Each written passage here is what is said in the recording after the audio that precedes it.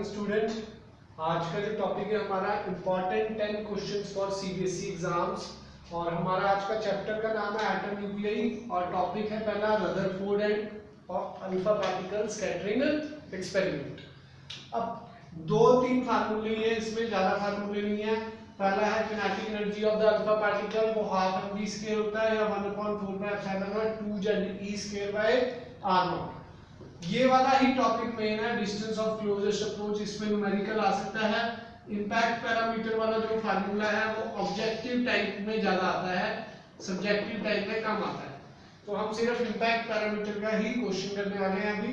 1/4πε02 k क्या है? Kinetic energy half m v square, ठीक है जी। और इंपैक्ट पैरामीटर में यहाँ cot θ/2 आ जाता है, ठीक है जी। उसकी बात करेंगे। कांस्टेंट्स क्या क्या यूज्ड है? 1/4πε0 की वैल्यू 9 × 10⁻⁹ और इलेक्ट्रॉन की वैल्यू आपको बताइए 1.6 × 10⁻⁻19 न्यूटन। आज क्वेश्चन देखते हैं जी, बड़ा ही इंपॉर्टेंट क्वेश्चन है, एनसीईआरटी का है, सीबीएसई में भी आया हुआ है, ठीक है जी। In a Geiger Marsden experiment what is the distance of the closest approach. Question का सॉल्यूशन लिखने के लिए हमें गिवन लिखना पड़ता है। तो गिवन क्या कह रहा है? पहले डिस्टेंस ऑफ क्लोजेस्ट अप्रोच निकालना है, मतलब r0 फाइंड आउट करने के लिए कह रहा है, ठीक है जी। ऑफ द न्यूक्लियस जब 7.7 MeV अल्फा पार्टिकल उसकी तरफ आ रहा है, मतलब उसकी किनेटिक एनर्जी दी हुई है। ये एनर्जी की यूनिट होती है joules, electron volt, million electron volt, ये सब किसकी यूनिट होती है? एनर्जी की। तो ये किनेटिक एनर्जी भी दी हुई है, मतलब कहने का मतलब क्या है, ये न्यूक्लियस की तरफ आया अल्फा पार्टिकल और एक पॉइंट पे आके रेस्ट पे चला गया और फिर उसने अपनी डायरेक्शन क्या कर ली जी? रिवर्स। तो रिवर्स करने के लिए कौन सा डिस्टेंस आता है? Distance of closest approach. हमें क्या निकालना है? r0। r0 का फार्मूला क्या है जी? 1/4πε02 हाँ जी। 1/4πε0 की वैल्यू 9 × 10⁻⁹ 2z कितना होता है? 79। याद रखना है रदरफोर्ड एक्सपेरिमेंट में गोल्ड लिया गया था, गोल्ड का z कितना होता है जी? 79, ठीक है जी। और इलेक्ट्रॉन की वैल्यू 1.6 × 10⁻⁻19 का स्क्वायर, ठीक है जी। और k की वैल्यू 7.7 × मिलियन इलेक्ट्रॉन वोल्ट को जूल्स में कन्वर्ट करेंगे तो -13 से क्या करना पड़ेगा? मल्टीप्लाई। हाँ जी, आंसर बताना। हाँ बोलो। 30 FM। हाँ जी, सॉल्व आपने ही करना है, मैंने सारी वैल्यूज डाल दी है। मल्टीप्लाई करके सारा सॉल्यूशन करके ये क्या आ रहा है? 30 FM। FM क्या होता है जी? फर्मी मीटर, मतलब 10⁻⁻15 मीटर, ठीक है जी। थैंक यू जी। हाँ जी, अब फार्मूला यूज हम पढ़ने वाले हैं। टॉपिक बदल गया है यहाँ पर। Bohr's theory of hydrogen atom के फार्मूला है। पहला फार्मूला है kZe²/r²=mv²/r। ये थ्योरी में हमने पढ़ा हुआ है, कहाँ से आया। और दूसरा फार्मूला है angular momentum mvr=nh/2π। Angular momentum conserve होता है, ठीक है जी। तीसरा फार्मूला, जब एक हायर स्टेट से लोअर स्टेट पे आता है इलेक्ट्रॉन तो एनर्जी यूनिट होता है hν=E2-c1, या लोअर से हायर पे जाएगा तो एनर्जी अब्सॉर्ब करेगा। रेडियस ऑफ बोहर ऑर्बिट का फार्मूला क्या है? n²h²/4πmkZe², ठीक है जी। उसके बाद वेलोसिटी ऑफ इलेक्ट्रॉन, उसका फार्मूला क्या है? 2πke²/nh। अल्फा c/mv कह सकते हैं, अल्फा एक कांस्टेंट है, उसको क्या बोलते हैं जी? 2πke²/ch उसकी वैल्यू है। किनेटिक एनर्जी क्या है? kZe²/2 और पोटेंशियल एनर्जी -kZe²/r, सारे डिराइव करा रखी है जी। टोटल एनर्जी क्या है? En। ये डिराइव करके ये फार्मूला आता है। मेन फार्मूला जो न्यूमेरिकल में यूज होता है ये है En -30.6/n², ठीक है जी। उसके बाद ये एक शॉर्टकट है बड़ा ही इंपॉर्टेंट, कि total energy minus of kinetic energy होती है और पोटेंशियल एनर्जी बाय 2 होती है, और पोटेंशियल एनर्जी क्या होती है माइनस ऑफ 2ke और 2En। फ्रीक्वेंसी का ये भी बड़ा इंपॉर्टेंट है, और ये वेव नंबर का फार्मूला बहुत इंपॉर्टेंट है। अभी काफी सारे क्वेश्चन करेंगे इसके। Time period of electron revolving हम निकाल सकते हैं, सर्कमफ्रेंस अपॉन स्पीड करके हमने निकाला है, ठीक है जी। अब यहाँ कुछ चीजें हैं, Rn क्या है, directly proportional to n square by z, याद रखना है। शॉर्ट कंसेप्चुअल क्वेश्चन आ सकता है।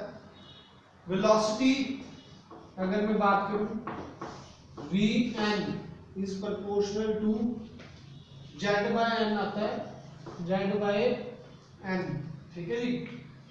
और थर्ड जो इसमें बात करी है टाइम पीरियड की, Tn is proportional to n cube by z। तो इस पे भी एक क्वेश्चन करेंगे हम एनसीईआरटी का, बैक एक्सरसाइज का। ये कंसेप्चुअल आ जाता है कि n बढ़ेगा, मतलब n की वैल्यू इंक्रीज करेगी तो r कैसे चेंज होगा, वेलोसिटी कैसे चेंज होगी, वो हमें पढ़ना है। हाँ, n क्या होता है जी, आपको बता दूं प्रिंसिपल क्वांटम नंबर होता है। ग्राउंड स्टेट का मतलब 1, और फर्स्ट ऑर्बिट का भी मतलब n equals to 1, 1 2 3 4 so on, zero से नहीं स्टार्ट होता है, ठीक है जी। Thank you. ये सारे क्वेश्चन हमने लिखे हैं, ये सीबीएसई एग्जाम्स में आए हुए हैं, मैंने लिखे हुए हैं, एक बार नोट डाउन कर ले। पहले ये वाला क्वेश्चन हम सॉल्व करने वाले हैं। Calculate the shortest wavelength of Lyman series. Shortest की बात चलती है तो क्या है, सॉल्यूशन में आपने लिखना है शॉर्टेस्ट के लिए क्या होता है, n टू इंफिनिटी होता है। लाइमन सीरीज का n1 कितना है, 1। लाइमन सीरीज का n1 कितना है, 1। तो हमारा फार्मूला क्या था, 1 by lambda is equal to क्या होता था, r 1 by n1 square minus 1 by n2 square. Values डाल देंगे, r 1 by 1 square minus 1 by infinity का स्क्वायर। तो ये 1 बाय लैम्डा क्या हो गया जी, r। तो r की वैल्यू गिवन है जी, तो लैम्डा क्या हो जाएगा, 1 बाय r। तो 1/109677700 पर मीटर, वो मीटर में चला जाएगा। हाँ जी, क्या है जी value, 911.6 911.6 into 10 to power minus 10 meter, -10 metre, ठीक है जी। मतलब ये एंगस्ट्रॉम आ गई 0.6 आर्मस्ट्रॉन्ग, ठीक है जी। तो ये क्वेश्चन बड़ा इजी है, ये बहुत बार आया है इस टाइप का क्वेश्चन। देखो 2015 2016 में बाल्मर के लिए आ गया, सेम टाइप है। Calculate the shortest wavelength in the Balmer series of hydrogen atom in which region of hydrogen spectrum does this wavelength lies. इसका सॉल्यूशन देखेंगे। शॉर्टेस्ट के लिए फिर से वही n2 इंफिनिटी n1 1, बाल्मर है तो ये n1 2, ठीक है जी। तो 1 by lambda is equal to r 1 by 2 का स्क्वायर 4 माइनस 1 बाय इंफिनिटी का स्क्वायर 0 हो जाएगा, r बाय 4। तो लैम्डा क्या हो जाएगा, 4 बाय r। r की वैल्यू क्या होती है जी, 1.1 into 10 to power 7, 1.1 into 10 की पावर 7। और सॉल्व करके कितना आ रहा है जी, 3.637 into 10 to power minus 7, 10 की पावर -7 मीटर। और ये किस रीजन में लाई करता है, अल्ट्रावायलेट रीजन में लाई करता है। ये आपको याद रखने पड़ेंगे जी, वो ईएम वेव में जो स्पेक्ट्रम है जहां पर वेवलेंथ होती थी, ठीक है जी। अल्ट्रावायलेट यूवी ईएम वेव्स के चैप्टर से होगा, ठीक है जी। हाँ जी, सपोज अगर ये क्वेश्चंस जो आए हुए हैं लॉन्गेस्ट के लिए आए होते, लॉन्गेस्ट वेवलेंथ निकाल के दिखाओ, तो क्या करना पड़ता है, ठीक है जी। सपोज n1 जैसे लाइमन के लिए 1 होता है, मैंने मान लिया n, ठीक है जी। तो n2 क्या होगा, n प्लस 1, मतलब लाइमन के लिए क्या होगा 2। अगर ये लाइमन सीरीज है, बाल्मर सीरीज में क्या होता, n1 2 होता और n2 क्या लेना पड़ता है जी 3। तो दोनों आपको याद होनी चाहिए, लॉन्गेस्ट के लिए भी और शॉर्टेस्ट के लिए भी। बड़ा ही इंपॉर्टेंट क्वेश्चन है, ऑब्जेक्टिव में भी आ जाता है। हाँ जी, क्वेश्चन है जी अगला, when H alpha lines of the Balmer series in the emission spectrum of hydrogen is obtained. मतलब आंसर में क्या लिखना है, कब H अल्फा लाइन एमिट होती है। H अल्फा लाइन का मतलब आपको समझना पड़ेगा, लॉन्गेस्ट वेवलेंथ को H अल्फा बोलते हैं। लॉन्गेस्ट वेवलेंथ को क्या बोलते हैं जी, H अल्फा। जब अभी लॉन्गेस्ट के लिए मैंने बता ही दिया पहले ही, n1 के लिए n1 कितना होना चाहिए 2 और n2 कितना होना चाहिए 3, ठीक है जी। तो n1 कितना होगा 2 और n2 कितना होगा 3, तब H अल्फा लाइन एमिट होगी, ठीक है। नेक्स्ट पॉइंट हम बात करते हैं, जो उसने कहा है calculate the frequency of photon emitted during this transition. तो 1 by lambda is equal to क्या होता है, r 1 by n1 square minus 1 by n2 square. r की वैल्यू तो हमें पता ही है, 1 बाय 4 माइनस 1 बाय 9। हाँ जी, शॉर्ट करके कितना आ रहा है 5 बाय 36 r। रेसिप्रोकेट भी कर ही दिया है ना जी, नहीं 5 बाय 36 r ऊपर ही है। तो न्यू का फार्मूला क्या होता है, c बाय लैम्डा। c कितना होता है 3 × 10 की पावर 8 और लैम्डा कितना है 5 r की वैल्यू कितनी है 1.1 × 10 की पावर 7 × 36। हाँ जी, सॉल्व करके कितना आ रहा है 4.57 4.57 into 10 की पावर 14 14, ठीक है जी। एक बार फिर मेथड को समझते हैं। पहला तो H अल्फा लाइन पता होनी चाहिए। H अल्फा लाइन क्या है, लॉन्गेस्ट वेवलेंथ होती है हाइड्रोजन स्पेक्ट्रम की बाल्मर सीरीज में। तो बाल्मर सीरीज के लिए H अल्फा लाइन क्या होगी n1 2। हाँ जी, थोड़ी सी मिस्टेक हो गई है यहाँ, 1 बाय लैम्डा डालते तो इसमें क्या आता था 5/5 into r, ऊपर ही आना था। 1 बाय लैम्डा की वैल्यू बनेगी 1.1 × 10 की पावर 7 अपॉन हमारा 36, ठीक है जी। सॉल्व करके ये वैल्यू आएगी। एक बार फिर देख लो, n1 क्या हो गया 2, n2 क्या हो गया 3। 1 बाय लैम्डा की वैल्यू निकाल ली हमने।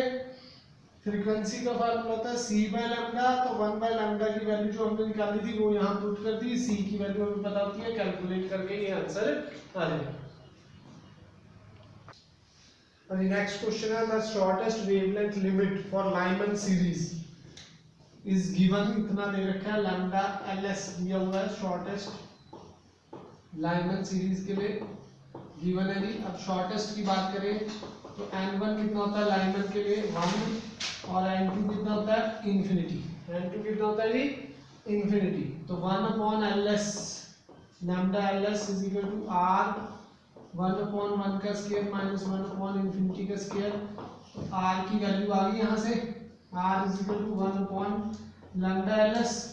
अब calculate the shortest wavelength limit for Balmer series. Balmer series के लिए लैम्डा मतलब bs निकालना है आपको, ठीक है जी। शॉर्टेस्ट n1 2 आएगा, n2 क्या आएगा जी इन्फिनिटी। तो 1 लैम्डा r bs क्या होगा 1 lambda bs is equal to r 1/2 का square minus 1 infinity 1 lambda bs is equal to क्या हो जाएगा r/4। हाँ जी, r की वैल्यू क्या है, यहाँ हम करते हैं लैम्डा bs, अगर मैं लगा दूँ 4/r, ठीक है जी 4/r, तो 4 टाइम्स ls हो जाएगा लैम्डा ls।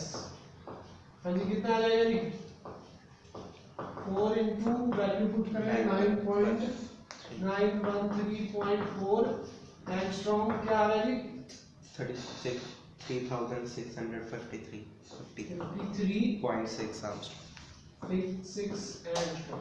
ठीक है जी। तो ऐसे ही सॉल्व करना है। पहले इसमें क्या होता है, r की वैल्यू डायरेक्ट नहीं डालनी होती, ऐसा क्वेश्चन आए तो आर की वैल्यू पहले यहाँ से रिलेट करके फिर वहां डालनी, ठीक है जी। Thank you. हाँ जी, अगला क्वेश्चन है सीबीएसई 2017 में आया हुआ 12.5 electron volt electron beam is used to excite a hydrogen gas at room temperature. Determine the wavelength and corresponding series of the lines emitted. En क्या होता है 13.6 by n square electron volt, ठीक है जी। तो हमने n की value 1 डाली तो ये आ गया, n की वैल्यू 2 डाली तो ये आ गया, n की वैल्यू 3 डाली तो, हाँ जी, n की वैल्यू 1 डालेंगे तो क्या आएगा -13.6, n की वैल्यू 2 डालेंगे तो 4 से डिवाइड करके -3.4, n की वैल्यू 3 डालेंगे तो 9 से डिवाइड करके ये आ जाएगा। अब मैक्सिमम डिफरेंस हमने निकाला E3 माइनस E1, ये कितना आया -12.1 इलेक्ट्रॉन वोल्ट। तो अब मेरे पास जो एनर्जी है वो कितनी है 2.5 इलेक्ट्रॉन वोल्ट इलेक्ट्रॉन बीम की। तो वो कितने लेवल तक can excite the electron up to n equals to 3, ठीक है जी, n इक्वल्स टू 3 तक एक्साइट कर सकती है। तो इलेक्ट्रॉन कहां से कहां जंप कर सकता है, एक तो 3 to 1, कहां से कहां जंप कर सकता है 3 to 1। तो 3 to 1 जब आएगा तो 3 to 1 के लिए एनर्जी डिफरेंस कितना आ रहा है +12.1 इलेक्ट्रॉन वोल्ट हमने सॉल्व करा है। फिर 2 to 1 हो सकता है, 2 to 1 के लिए कितना डिफरेंस है 13 -3.4 माइनस माइनस प्लस हो जाता है 13.6, ये आ गया 10.2 इलेक्ट्रॉन वोल्ट, ठीक है जी। और 3 to 2 भी निकालना है, 3 to 2 में कितना आएगा जी डेल्टा E31 32, ठीक है जी। 3 की वैल्यू कितनी है -1.5 माइनस माइनस प्लस 3.4 कितनी आ गई जी माइनस करके 1.9 इलेक्ट्रॉन वोल्ट। ये 3 केस आ गए जी। अब एक हमें उसका फार्मूला याद करना पड़ेगा फोटोन का, एनर्जी का फोटोन का फार्मूला क्या था hν, ठीक है जी, और hc बाय लैम्डा, ठीक है जी। एनर्जी मेरे पास है तो लैम्डा का फार्मूला क्या रहेगा hc बाय E। तो लैम्डा 3 to 1 में कितनी निकलेगी, जब 3 to 1 जा रहे हैं तो कितना निकलेगा, हमारे पास एनर्जी की वैल्यू गिवन है hc/12.1 इलेक्ट्रॉन वोल्ट 12400 कर सकते हैं जी इलेक्ट्रॉन वोल्ट में जब एनर्जी हो। बुक में थोड़ा अलग लिखा हुआ है 12.1 इलेक्ट्रॉन वोल्ट, वैल्यू डाली कितना आ गई 102.3 नैनोमीटर, ठीक है जी। और नैनोमीटर में करते हैं तो 12040 ले लेते हैं। लैम्डा 2 to 1 निकालने लगूंगा तो क्या आएगा hc by 10.2 electron volt, nanometre में निकालने तो 1240 डिवाइडेड बाय 10.2 इलेक्ट्रॉन वोल्ट कितना आ रहा है 121.3 नैनोमीटर 121.3 नैनोमीटर। ये कौन सी सीरीज है लाइमन, नीचे वाले भी लाइमन सीरीज, और ये भी लाइमन सीरीज। पता लग ही रहा है वैसे तो 3 to 1 जा रहे हो आप, 2 to 1 जा रहे हो तो ये लाइमन में ही आएगा। लास्ट क्या है लैम्डा 3 to 2 जब जाएंगे तो क्या आएगा hc बाय 1.9 इलेक्ट्रॉन वोल्ट, हाँ जी 1240 डिवाइडेड बाय 1.9 इलेक्ट्रॉन वोल्ट कितना आ गया 651.3 नैनोमीटर। ये आ गया आपका बाल्मर सीरीज, ठीक है। इस क्वेश्चन में थोड़ा सा ट्विस्ट है, ट्विस्ट क्या है जी एक बार सुन लो। En से पहले आपको पता लगाना है कि ये 12.5 इलेक्ट्रॉन वोल्ट की जो बीम आ रही है वो कितने तक आपको एक्साइट कर सकती है, इलेक्ट्रॉन को कितने लेवल तक। तो वो पहले देखा कि ये 3 लेवल तक हमें एक्साइड कर सकती है। तो 3 लेवल से कितने पे गिर सकता है बंदा? 1 पे। 2 से भी, बीच में 2 भी है तो 1 पे, और 3 से 2 पे भी जा सकता है। वो कॉरस्पॉन्डिंग वेवलेंथ हमें निकालनी थी। थोड़ा सा टिपिकल क्वेश्चन है जी। Thank you.